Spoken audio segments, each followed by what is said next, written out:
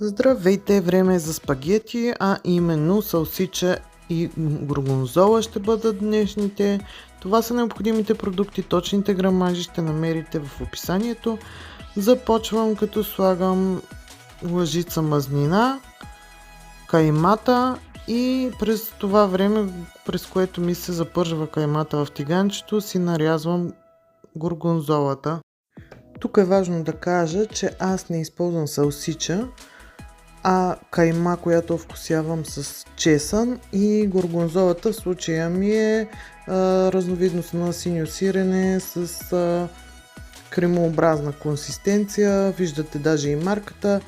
Няма значение какво ще изберете, важно е крайният резултат. Идентичен вкус с италианската оригинална рецепта, а той се получава.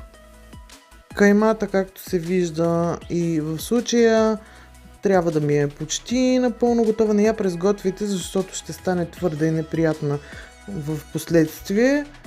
Но когато стигне до такава степен, не я и много разчупвам, разбърквам в началото, оставам си я и после леко я разбърквам. Добавям си чесънчето, което смачквам в пресичка, и синьото сирене. Продължавам, когато то леко се разтопи, да добавя и сметаната. Когато сметаната вече така ми е позгъстена, както виждате, е време да си сложа в една тенджера щипка сол и когато заври да добавя спагетите, които са ми горе-долу половин пакет за 3 души.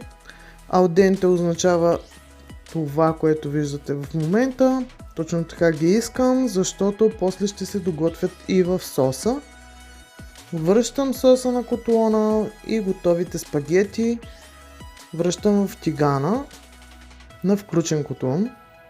Разбърквам хубаво и добавям около 3 пълни черпака, такива черпаци с вода от спагетите.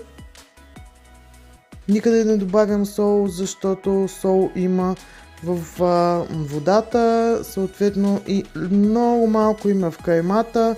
Сиренето е солено, вие после или на вкус, както ви харесва, може да си добавите. Така изглеждат спагетите. Когато са готови, оставете си такова количество сос, не ги доварявайте, първо ще ви станат прекалено сварени, ако продължите да ги готвите, второ ще станат прекалено сухи. Така трябва да изглеждат, защото когато почнат да изстиват, те си дърпат доста от соса. И за да ви е вкусно и приятно, оставете ги със сос в началото.